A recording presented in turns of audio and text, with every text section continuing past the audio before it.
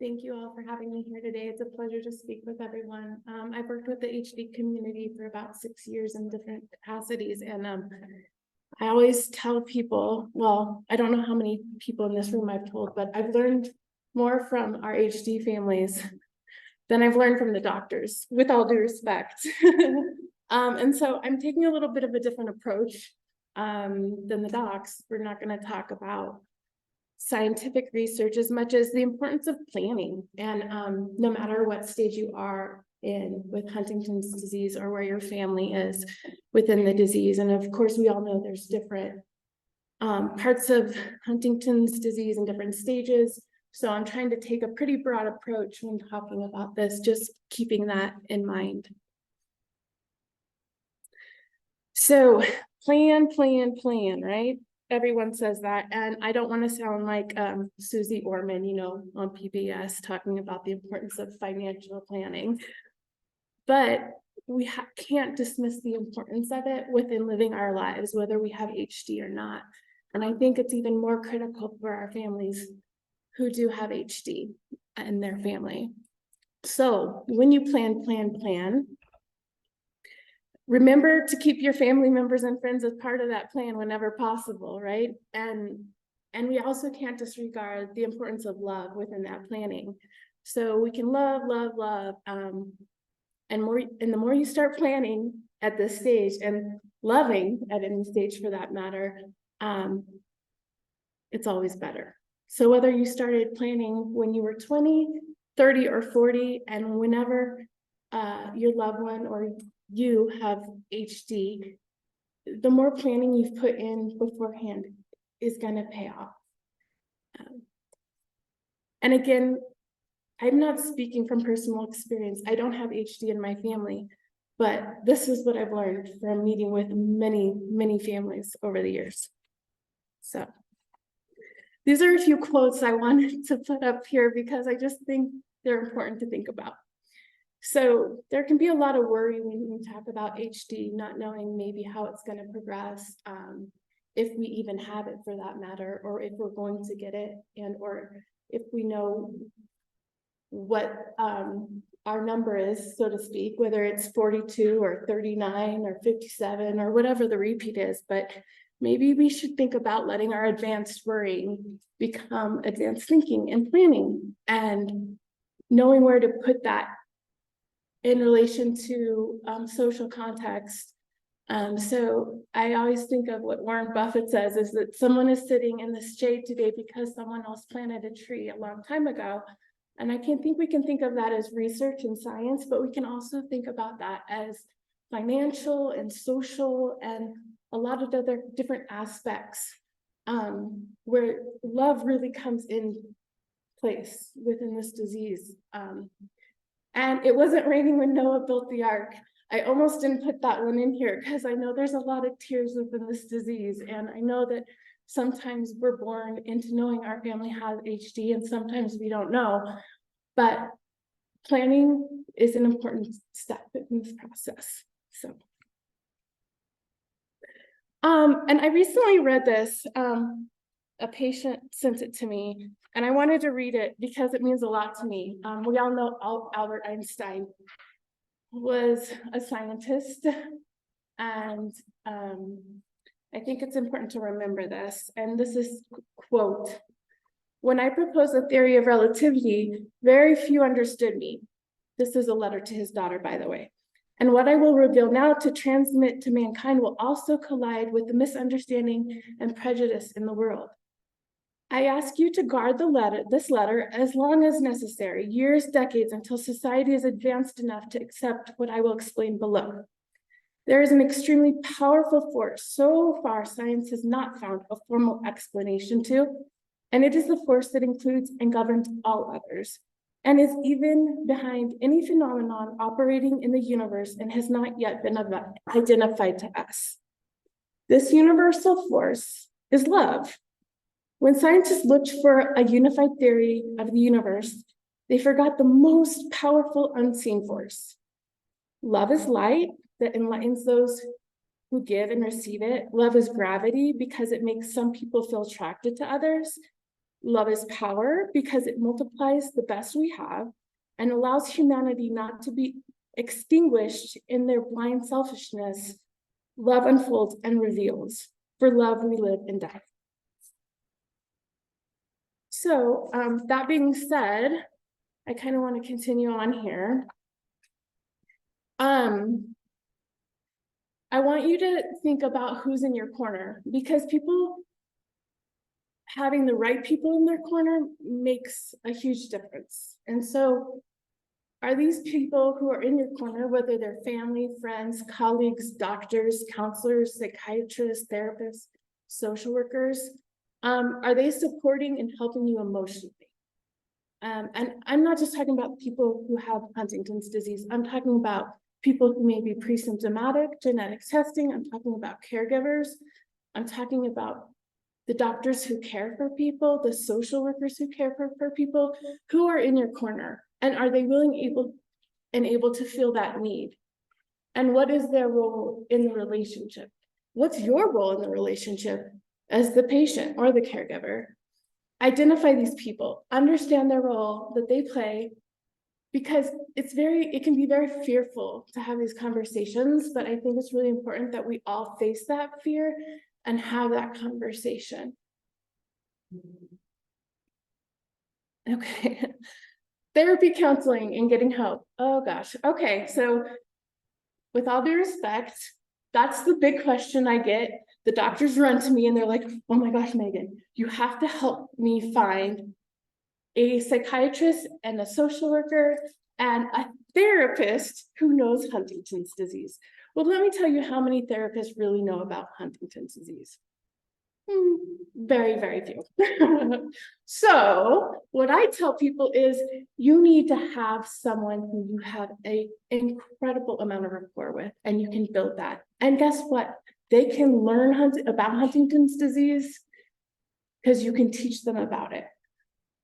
That also being said, some people really do want someone who has a background with neurodegenerative disease, and I respect that.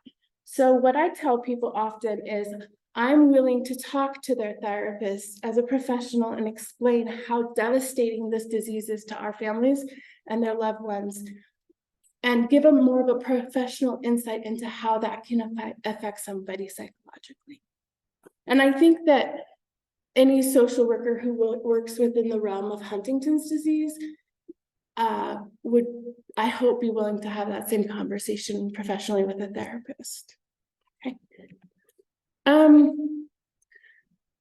Please do not discount the importance of good insurance if and when possible. Oh my gosh, if I could have this conversation before everyone entered a clinic, I would. I wish I could have a billboard for people with rare disease that says, if you're pre-symptomatic, talk to a genetic counselor before you see a neurologist, talk to a social worker. If you need to get these insurances on the private market, and I'm not talking about health insurance, I'm talking about life insurance, long-term care insurance, things that honestly people aren't usually putting in place at 25, right? Talk to a social worker. Have that loved one talk to a social worker who knows about Huntington's disease so they can get that person to the right person before they see a doctor. I understand that's not always possible, but I cannot tell you how much I've learned over the years from this. And also, we have resources, and I'm willing to provide those to everyone after this presentation. So life insurance and long-term care insurance on the private market. This is kind of what I talked about. This is something important to consider prior to your knowledge of having Huntington's disease, as you will not be able to receive these types of insurances on the private market after a formal diagnosis, whether it is from a genetic testing, physical exam, or both. Consider having these conversations with those in your family who have not been diagnosed with Huntington's disease. This is key. I recommend seeing a broker who is very knowledgeable in the market and can assist you in applying for these types of insurances. I also suggest that if you do not go through a broker and you decide to apply for these on your own, that if it ever asks about Huntington's disease in your family or a neurological condition, that you do not continue the application as they all share information. So if you reveal the information about your family, you will likely not get long-term or lifetime or life insurance on the private market. So it's not like HIPAA where we can't share your information. They will. You give them the permission to share it with each other. Some insurances specifically ask about Huntington's disease, others do not. And that's why I suggest a knowledgeable broker. Working, FMLA, short and long-term disability. Well, as you probably understand, like someone who's been diagnosed with Huntington's disease, whether pre-symptomatically or not, often can continue to work. And if you can, we want you to be able to take care and take advantage, I should say, of everything that's offered through your employer. So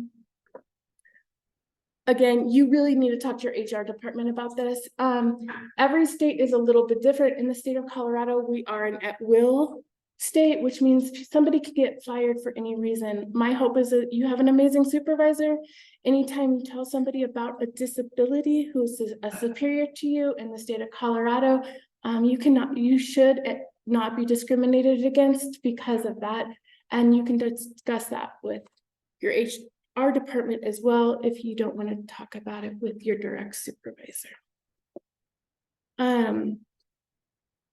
The SSDI program, oh, this fun program. Okay, so it's great, right? You pay into it your whole life if you've been working and paying into it. Some people pay into para if they're teachers or state employees. There's different programs, but the majority of us pay into Social Security, and this money is available to people who become disabled at no fault of their own. Unfortunately, there is a 2-year wait period for Medicare. We are not under the I'm sorry, I'm forgetting the name of the act right now. HDSA is working closely with legislators to ensure that hopefully we can get under the compassion allowance law and you may already know that, where Medicare would be available directly after being determined disabled. But at this point, unfortunately, if you become permanently disabled, you will not get Medicare for 2 years with this disease. Different types of Colorado Medicaid. I know everyone's in a different place, but there's health insurance, there's Medicaid buy-in, and there is long-term care Medicaid. Health insurance is for people who are making under a certain amount of money, and it depends on how many people are in your family. Medicaid buy-in, which is Colorado, we are one of the more, I would say, fair states as far as Medicaid goes. Of course, it is a federal benefit, but it is ran from the state. Medicaid buy-in means is that if you're actively working even 1 hour a day, and you have proof, you can actually buy into Medicaid. And sometimes this is a loophole for some of our families, for lack of better terms. Because if you are considered permanently disabled and you can't afford or get Medicare, or you can't get Medicare yet, and you can work even 1 hour a week, you have to show that you're actually being paid. You can buy into Medicaid for a very small amount of money and have good insurance. Don't tell them I told you all this. But it is a loophole, and I highly suggest it to our people who become permanently disabled and aren't getting Medicare. Long-term care Medicaid, that is when you are permanently disabled and you would be living in a nursing home otherwise. Long-term care Medicaid was put in place so that you can stay at home and have this care brought to your home. It is not 24 hours a day, but there is a level of support and care that will come into your home. Okay, trust. Again, I am not a professional. I am not a lawyer, but I want to let you know that trusts are important and valued for our patients. And actually, I have a little bit more information on this that isn't typed up here that I wanted to give you. Protecting your assets from the beginning, of putting your money in a safe place in case you need a higher level of care in the future. Your money is protected and it can go further.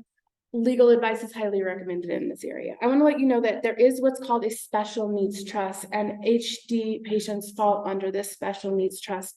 Most people, when they think of special needs trust, they think of like a parent with a child who has a disability, right? But through what's called the Special Needs Fairness Act, a federal act passed, you can actually set this trust up for yourself. And that is a huge benefit for our families with HD, because what can happen in the future is if you need to access money, but you still need to get all these other benefits put in place, like long-term care, Medicaid, things of that sort. This money is protected, and it won't come into play when you may have to become eligible for long-term care Medicaid. I want to let you know, no matter how wealthy you are or how poor you are, most people at some point in the United States who need nursing level care will end up needing long-term care Medicaid. So that's a whole different conversation, but I just like to let people know that. So when you have a trust in place, your Medicaid, whether it's health insurance, long-term care Medicaid, or any buy-in Medicaid, even your trust money is not taken into determination to get those benefits, whether it's $1,000 or $1 million. So that all being said, I highly recommend that you get support and education through the National and Rocky Mountain HDSA Center. Our chapter, I should say, we have a wonderful social worker there, and she can help navigate these things. State and federal benefits, Social Security. I would love to give you all more information about like getting certain people in place. Working for CU, we're not really supposed to tell people, oh, this is the person you should go to. But I don't work for CU anymore, so that doesn't matter. Come ask me. I'll let you know. So disability, elder law, trust, estate, legal advice, life insurance and long-term insurance brokers, long-term care facilities. This is what your social worker is good for, is if she can't be the person or he can't be the person that does it for you, they're going to help you get to the right person. So I hope that was all very helpful, and thank you for letting me speak today.